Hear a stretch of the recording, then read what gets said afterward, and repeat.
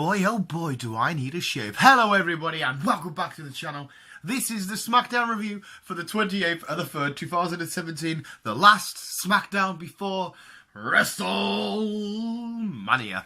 And it was an okay show. And just quickly want to point out again, don't forget to smash that like button, people, and subscribe to the channel. Have you liked it yet? Have you pressed like yet? I'll wait. Give you a sec to press like. Okay, now go subscribe. Lovely. Now let's get on with the review of SmackDown. The show this week didn't feel super duper long or out. I think it got over what it needed to, but first I want to cover the Miz, Maurice, Cena and Nikki Bella stuff. We had two more little segments of the Total Bellas or Total Bullshit, whatever the Miz is calling it. Genuinely funny stuff. He goes so brutal, he's fucking pretending, I'm never having kids and all this. It's like, okay, calm down. But then he got serious, and during the second skit, he took his costume off and he sat looking at the camera. He's like, Cena, you're phony, you know, hustle, all respect, all fake, blah, blah, blah. But the best thing about this, right, is they're in the ring, all four of them. Right, if you're watching this and you're Cena, you don't like Cena, fine, that's fair enough. But you can't argue against his promos. He cuts creme de la creme promos. And he fucking ripped right into the Miz. He took all of his gear. He's like, come on, this is still me, blah, blah, blah. And you're still just Mike, a pussy. And he actually said pussy. I was like, God, Cena. It was fucking... For the last couple of weeks, it's felt more like Miz and Maurice are carrying this feud, and Cena and Nikki just don't really care. But this week, it genuinely felt like they cared. And they come across, you know, thingies. But the only thing that scared me a little bit, Cena basically said, usually I'm going to be in this fight of my life and stuff like that. I'm up against hard people. But against you, it's just going to be a beating. I'm just going to batter you. And that's it. I was confident that Cena's going to win this fight. But now I think he might be getting a bit too cocky. So I have no idea. We'll see. But there was a good little segment to carry on their feud into Mania. It made me a little bit more excited for it, so good job.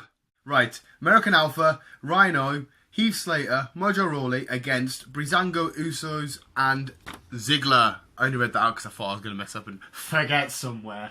Have you pressed like yet? Have you pressed like, good lads and girls? Just a 5-man, 10-man tag match. Fine. It was okay. It did nothing to build. I mean, most of them are going to the Andre the Giant match. Mojo Rawley picked up the pinfall. I don't know, it's sort of like they felt lost. Again, they wasn't quite sure where to go with it. Like I said, the match itself, it was fine, it was okay. There were a good couple of spots where everybody was getting chucked over the top rope. But I'm just not sure with where they went with it. It did what it did, I guess. It was the averagey part of the show.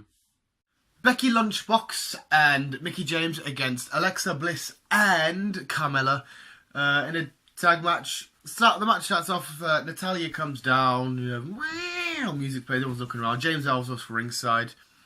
Scrapping for a little while. Again, nothing special, because, you know, the thingy. But then James Ellsworth holds Becky Lynch back. She, you know, falls and Carmella manages to get her in pin, done. So Alexa Bliss and Carmella picked up the pinfall. They all start scrapping each other, going off at each other. Natalya comes and gets involved. But then, it's time to feel the glow. What the fuck are you doing back? Naomi come back down. And, I mean, awesome, great. I love that she come back down. But I thought they were going to sort of save this as like a big surprise for Mania or something. But, you know, she said, I'm free. I'm ready to fight and put myself in the match. Still not quite sure what the match is, unless I missed it from last night. But I'm still not quite sure what the match is. You know, thingy. But she's back, it's awesome. Welcome back, Naomi. Fingers crossed, everyone, you or Becky Lynch to win this. Lovely jubbly. AJ Styles and Shane McMahon, the contract signing for their match at Mania. Right, it was what it was. Daniel Bryan was there, ringside, well not ringside, sorry, he was in the ring. Guess just seeing over it in case anybody started.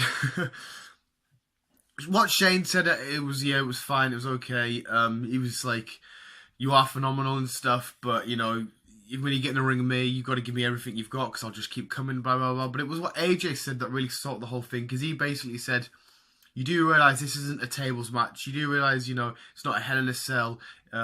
It's not no DQ. It's a regular traditional match. You know, if you're outside for 10 seconds, you lose. he's like inside this, you know, the ropes. This is my world. High flyer, I'm happy to go there. You know, technical submission, that I'm happy to go everywhere.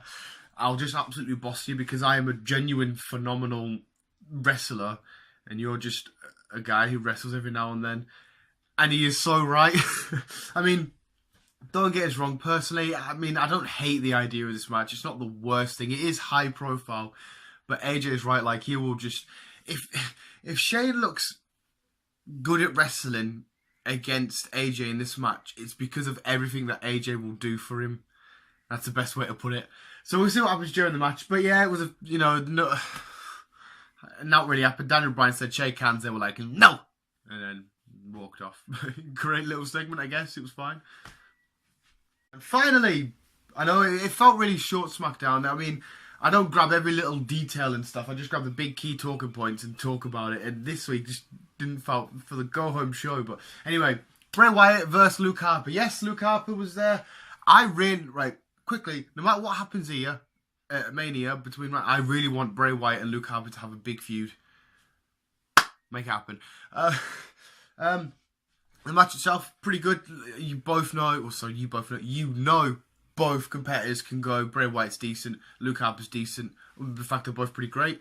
The Sister Abigail that Bray Wyatt to finish it off to pick the pin was quite nice. It was a very fast Sister Abigail. I like it when he sort of catches him, done. It's very nice. But Luke Harper, I want him to be in so much more. He's quite loved by the fans. He's great in the ring. I mean, he doesn't really have that much mic time, but still, for a big guy, he's great at flying about and stuff. He really sells matches.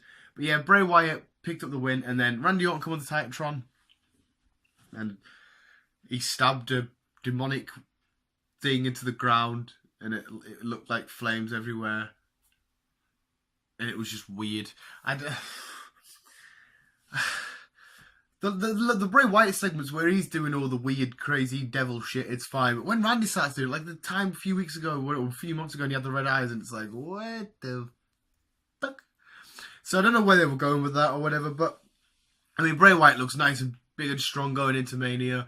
Randy Orton looks a bit mental and stuff. Still not quite sure who the heel and the babyface is. I'm pretty sure Randy's the babyface, but overall, it was a good way to end off the main event title scene for SmackDown.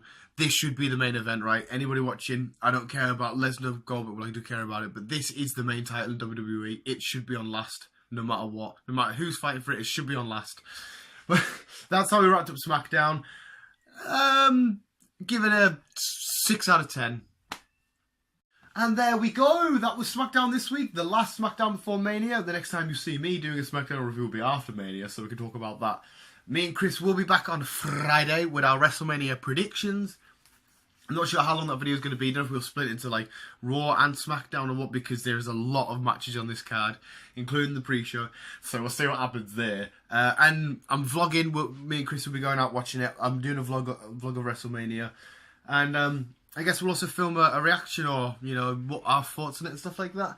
But I'm going to have my coffee now. I've been Dan. That was SmackDown. Hit that like button, subscribe. Thank you for watching. Peace out.